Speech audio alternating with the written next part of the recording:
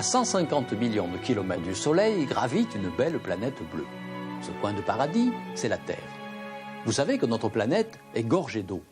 Elle a des océans, des glaciers, des rivières, une atmosphère chargée de vapeur. Et dès qu'il y a de l'eau, il y a de la vie. Dans tout le système solaire, on ne trouve la vie que sur la Terre. C'est ce qui la rend si précieuse, et c'est ce qui fait nous questionner sur son origine et son destin. Comment la Terre a-t-elle développé la vie ? Chaque civilisation a tenté de l'expliquer à travers différentes légendes. Les Indiens d'Amérique du Nord, comme les Pawnees du Nebraska, vivaient dans de grandes plaines, s'étendant depuis les régions glacées de l'Alaska jusqu'au désert brûlant du Mexique. Très proches de la nature, ils vivaient en harmonie totale avec elle. Pour eux, le ciel semblait rejoindre le sol et former une immense calotte recouvrant une terre plate. Voici comment leurs sorciers racontaient la naissance de la terre et de la vie.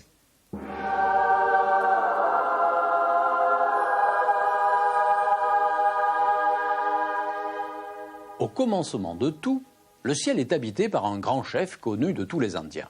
Son nom est Tirawa. Un jour, Tirawa décide de créer la terre et les hommes. Pour cela, il demande au soleil de donner la lumière et la chaleur. Il demande à la lune d'éclairer la nuit. L'étoile brillante, plus connue sous le nom d'étoile du soir, est chargée de créer les hommes.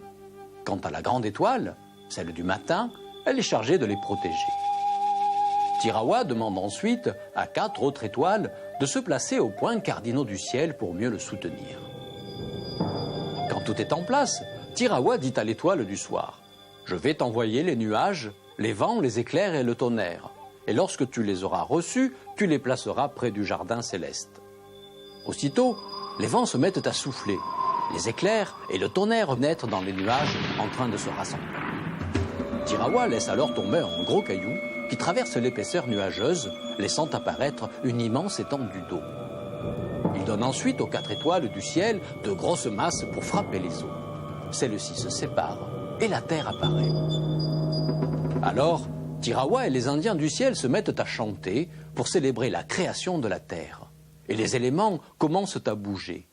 Les nuages, le vent, les éclairs et le tonnerre se rassemblent. Et tous ensemble, ils font éclater le plus gros orage de tous les temps. Tant et si bien que la terre se plisse, formant les montagnes et les vallées. Puis le chant reprend de nouveau. Il célèbre les bois et les prairies. Aussitôt après, un nouvel orage éclate qui laisse la terre verdoyante et couverte d'arbres. Une 3e incantation, et les fleuves se mettent à couler. Au 4e chant, des graines de toutes sortes germent et enrichissent la terre. Alors Tirawa retourne voir l'étoile du soir et il lui dit: « Maintenant que la terre est là, tu peux créer les hommes. Pour cela, il faut que tu t'unisses à l'étoile du matin. » Ce qu'ils font sans protester, et ils conçoivent une fille. Tirawa demande la même chose au soleil et à la lune, et ils conçoivent un garçon.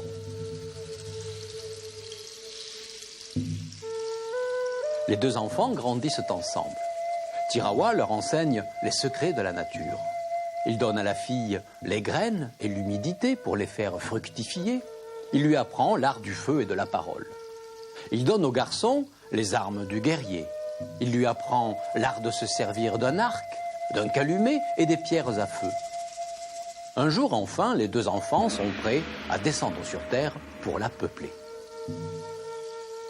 Mais avant, Tirawa demande à l'éclair de préparer leur venue. Il lui remet le sac aux étoiles qui renferme les constellations. Après avoir parcouru la Terre, l'éclair doit sortir les étoiles de son sac pour les suspendre au firmament. Seulement, le sorcier Coyote, jaloux de la puissance de Tirawa, trouve le sac et il le vole. Il en fait sortir toutes les constellations. Mais celles-ci, furieuses de ne pas trouver leur maître, l'éclair, tuent le coyote. Et voilà comment la mort est arrivée sur Terre en même temps que les 2 premiers êtres humains. Tirawa est alors obligé d'enseigner aux garçons le rituel des sacrifices pour conjurer la mort. Une fois adulte, il devient le chef des hommes. Il fait construire un camp circulaire et il dispose les tentes de la même manière que les étoiles sont fixées dans le ciel, en souvenir de la façon dont la Terre avait été créée. Régulièrement, les Indiens font une danse sacrée autour du centre du camp, de la même façon que les étoiles tournent autour du pôle céleste. Mais la mort n'a jamais plus quitté la Terre. Et elle ne la quittera plus jusqu'au jour où tout disparaîtra et où l'étoile du Sud, l'étoile de mort, régnera sur l'univers. Tous les hommes seront changés en poussière d'étoiles et leurs âmes voleront vers la Voie lactée, qui est le chemin qu'empruntent les morts pour aller au ciel.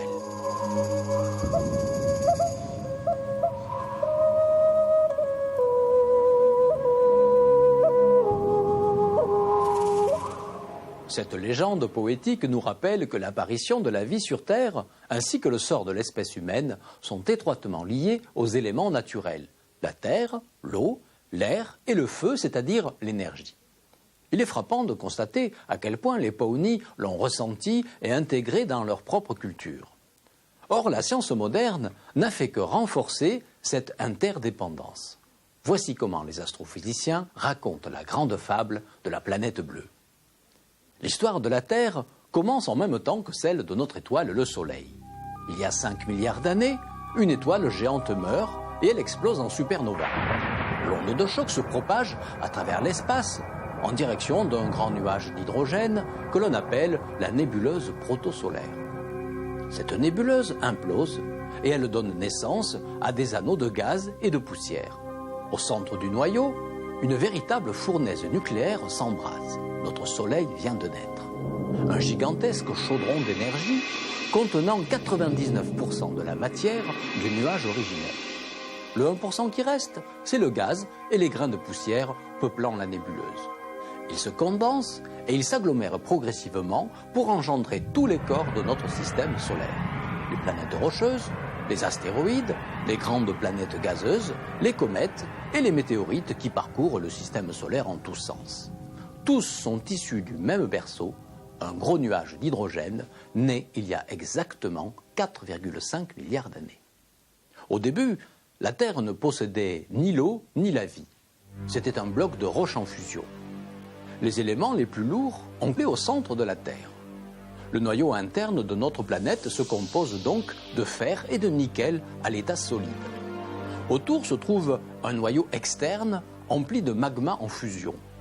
La chaleur qui y règne est due à l'énergie dégagée en permanence par la radioactivité naturelle. Enveloppant le tout, le manteau terrestre contient tous les minéraux et les métaux que l'homme utilise aujourd'hui dans la joaillerie et l'industrie. Le champ magnétique de la Terre est engendré par les mouvements de la matière en fusion au sein du noyau. Les pôles magnétiques nord et sud ne sont donc pas fixes, ils bougent lentement. Les pôles nord et sud peuvent même s'inverser, ce qui est déjà arrivé plusieurs fois dans le passé, comme en témoigne l'orientation de petites aiguilles de magnétite prisonnières dans des roches anciennes. Si une telle inversion se reproduisait aujourd'hui, ce serait sans doute une catastrophe naturelle pour les oiseaux, car beaucoup d'entre eux s'orientent grâce au champ magnétique terrestre. Au centre de la Terre, le magma brûlant exerce une pression sur la couche supérieure du manteau. Les conséquences de cette pression se traduisent, à la surface, par la dérive des continents. Si l'on observe le fond des océans, on peut y voir de longs sillons de crêtes montagneuses. C'est de la roche en fusion ayant surgi brusquement du manteau et provoquant la séparation des plaques tectoniques. Si l'on vidait tous les océans, on verrait bouger ces plaques tectoniques qui portent les continents. À certains endroits, elles se rencontrent, ce qui engendre les volcans. Ailleurs, elles se séparent, ce qui crée des fissures d'eau chaude. Et c'est là, dans les sources hydrothermales du fond des océans, que la vie a pu apparaître. Mais une autre hypothèse attribue la vie à une origine extraterrestre. Nous avons en effet découvert la présence de molécules organiques dans les météorites. Le bombardement intense de corps extraterrestres aurait pu apporter à la Terre primitive, dans les premières centaines de millions d'années de sa formation, une partie de la matière organique qui est à l'origine des premiers constituants de la vie. Quoi qu'il en soit, les premières cellules vivantes ont apparu dans l'eau et elles remontent à 3,8 milliards d'années. Un jour, des végétaux ont poussé pour la première fois sur la terre ferme. Au début, l'atmosphère était chargée de dioxyde de carbone. Comme les végétaux ont rejeté de l'oxygène, ils ont modifié la composition de l'atmosphère terrestre et ils l'ont rendue respirable. Dès lors, tout s'est précipité. Il y a 600 millions d'années, sont apparus les premiers vertébrés. Il y a 200 millions d'années, les premiers mammifères. Quant à notre propre espèce, Homo sapiens, elle est très récente, 10 millions d'années. Nous sommes donc très loin des conceptions des Indiens du Nebraska ou même d'autres légendes plus anciennes. Pendant des siècles, on a pensé que l'histoire de l'homme était la même que celle de la Terre qui avait été créée pour l'abriter. Or, grâce aux découvertes de l'astronomie, de la géologie et de la paléontologie, la science nous a révélé que l'âge de la Terre se calculait en milliards d'années et que l'homme ne représentait plus qu'une infime partie de cette immense durée. Il devient donc difficile de défendre les théories de nos ancêtres, disant que l'homme est l'œuvre des dieux et le centre de l'univers. Il n'en reste pas moins que notre planète est un lieu de vie idéal. Mais il faut la protéger de son plus dangereux ennemi, l'homme lui-même, son enfant, qui semble oublier en ce moment à quel point sa mère, la nature, est fragile.